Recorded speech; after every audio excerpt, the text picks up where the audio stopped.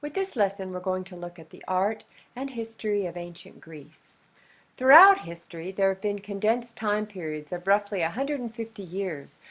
During these periods, human beings made great strides after being relatively stagnant for a long time.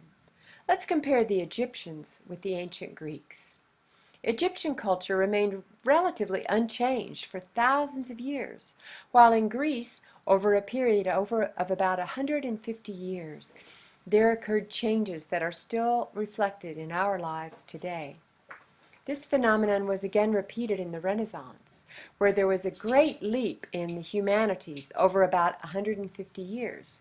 And we could look at our lives today with all the technical advances that we're in the middle of and consider that perhaps we're in one of those phases again.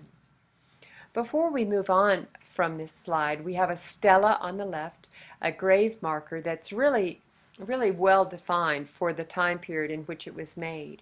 And then we have a mosaic called the unswept floor. I really like this one because it would kind of drive me crazy if my kitchen floor looked like that. And if you look closely, you can see there's a little mouse that the artist decided to leave behind. Although Greek civilization can be traced back to 1100 BC, we're going to begin here with a period that's about 100 years after the first Olympic Games that were held in 776 BC. Around 600 BC, Athens, which is a city located along the coast of Greece, began to gain prominence in the region. Around this time also, Athens began its experiment in what they called democracy. Now this was limited to landholding males who were citizens of Athens, so it was a beginning of democracy, but perhaps not as inclusive as the democracy that we know today. Like the Egyptians and the Persians, the people of Greece worshipped a pantheon of gods and goddesses. But unlike them, their gods and goddesses had human attributes, so they could get jealous or angry or fall in love. And the Greeks built elaborate temples to their gods. It is in these temples that we find the majority of the artwork that we still have with us today. Other sources of Greek art include Roman copies of Greek statues, because the Romans greatly admired Greek artwork. And much of what we're going to be looking at from Greece is actually Roman copies, especially the bronze statues, because bronze was prized for military uses, and so often great works of art were melted down and used for weaponry. What a shame, huh? But we're also fortunate to have the writings of the ancient Greeks, because they were the first people to write at length about their artists, and the artists were highly respected members of society. Because the Greeks believed so strongly in the power of the individual to achieve some form of perfection, they were consistently striving to better themselves. And this led to a climate of innovation and competition, which led to great advances in science, government, and philosophy, as well as art.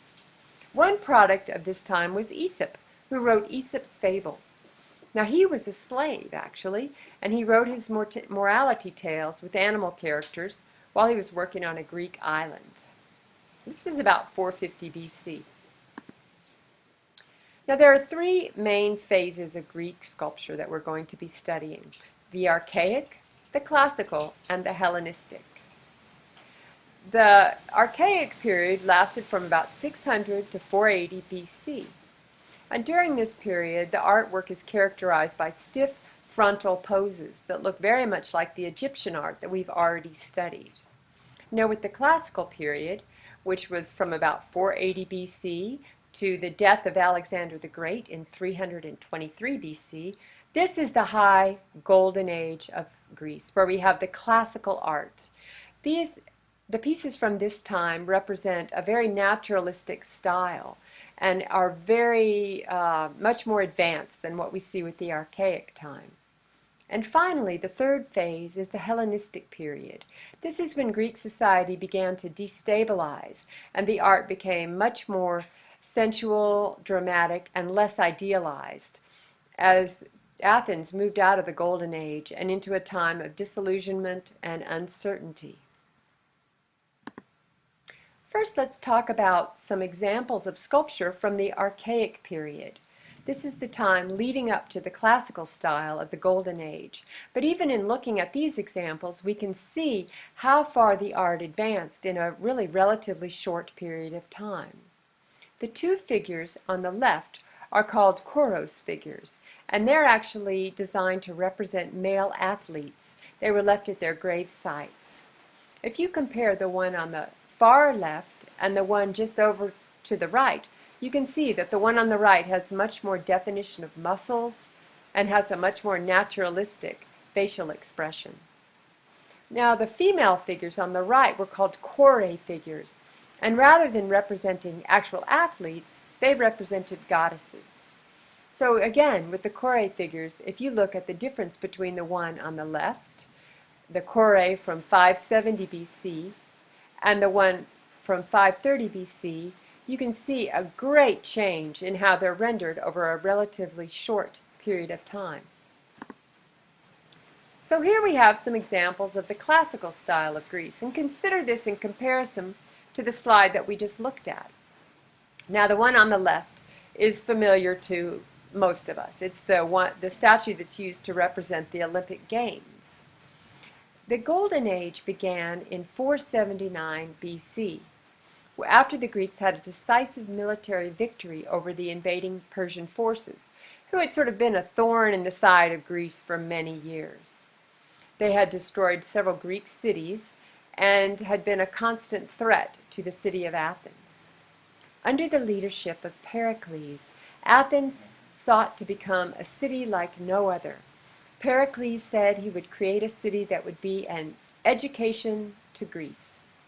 And he used the money of the naval treasury to hire artists, architects, and mathematicians to recreate the city of Athens. Here we see several examples of classical sculpture from that time. Now, it's interesting that the Greeks held a certain kind of male physique to represent physical perfection. This form, seen above, particularly in the middle figure, would be a male, strong, about 18 to 21 years old. That does leave out a few members of society, but it was their ideal. And in some ways, can you see that it might still be our ideal today? Now, this figure in the middle is very important. It's called the Doryphorus man, or the spear thrower, and it is said to be the canon of proportions. What that means is that this figure represents the idealized form that was used by artists and sculptors both in Greece and again in the Renaissance, and is still considered an ideal to this day. I want you to look at the lines of his hips. You see that our right side, that hip is lower than the left. And then look at the line of the shoulders, where that right side is a little higher. This is a contraposed way of standing. It's called contrapposto. Oh, and also in this, he has his weight on that one leg that is on our left. This is a classical pose of sculptures and has been used throughout history. Contrapposto is what that is. Now let's look for a moment at Greek vase painting. Most of the paintings of ancient Greece have been lost to time, so our primary record of Greek painting lies in the elaborate decoration of vases. The artists drew their designs by scraping through layers of glaze, creating the different styles that are shown here. Now I want to talk a little bit about the development of the temples, beginning with the earliest temples. The Greeks built these temples in honor of various gods and goddesses, and this was central to Greek life. Each city or region had its own protective deity, and the temples were used to house statues, while religious services took place outside the temple on a porch facing to the east. This is a big difference between the Greek and the Roman temples, where in Roman architecture people were welcomed to the inside, while in Greece only the priests and the holiest people in society were allowed to go inside the temples. The earliest temples were built of mud and timber, but soon they moved to use stone. In this example, we can see that maybe the pillars are a little closer together than they need to be. It might look a little squat and clunky, but if you consider what they were working with and that it was built in 500 BC, I think they did pretty well. I just get amazed that they actually were able to lift these stones using pulleys and winches to get them into place, and they're still standing today. This is also another example of a form of post and lintel construction. So the Parthenon. Now the Parthenon is located high above the city of Athens on a hill that's called the Acropolis. This Parthenon was built in honor of the goddess that was the ruler of the city. The goddess of the city of Athens was Athena. And it was built during the Golden Age over a period of about 10 years. Now, if you look closely at the Parthenon, you'll see a couple of little features that the architect chose to do to make it more visually attractive. One thing is that the floor is sloped. It's slightly lower on either side than at the middle. This could also have been to help with runoff, with water runoff. Also, the posts on either end, looking at the front on the view to your left, those posts are a little bit bigger and a little bit closer together than the posts that are closer to the center. Now this is subtle, but it created a really refined classical look to the temple that wouldn't have been achieved otherwise. I want you to notice at the lower right this painting. This is probably what it looked like when the Acropolis was a functioning temple, and the deity that you see was the great statue of Athena that was housed within the temple. Here we have another example of how the temples were painted during the time of Greece, of the Golden Age of Greece.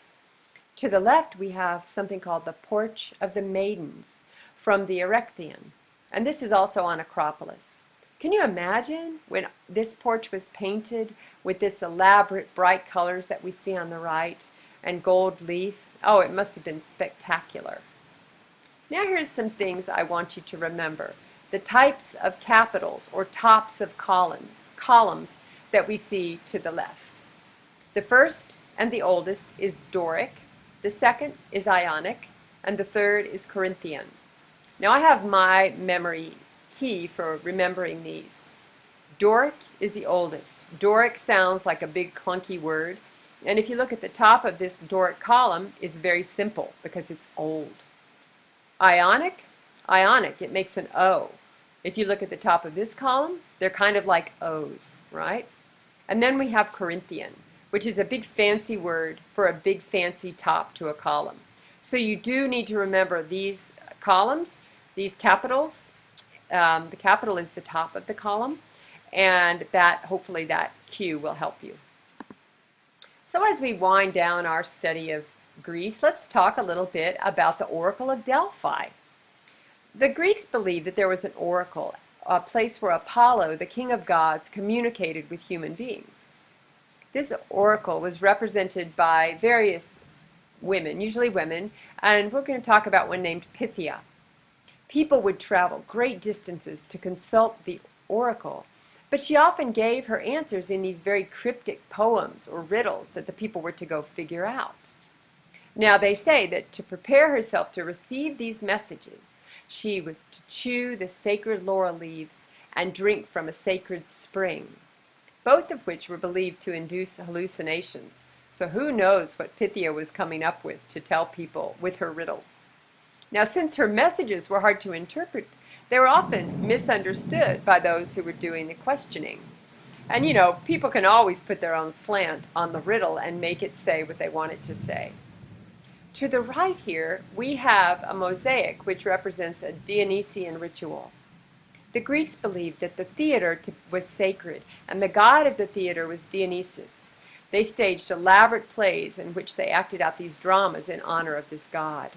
Now, after the death of Alexander the Great, Greece began a rapid decline. There was no established leader to replace him, and so they in contrast to the Golden Age, the artists of the Hellenistic period focused on the individual and the specific, and some of this is the most beautiful work that we see. Here we have Winged Victory. What you can remember about the Hellenistic period is that it was strongly emotional. Also notice the market woman and the veiled dancer. I found the veiled dancer to be very beautiful. Now lastly, let's look at the Dying Gaul. This is from the Hellenistic period and is a very important piece. Check out the emotion in this piece. which was actually propaganda. And I'm going to run out of time, so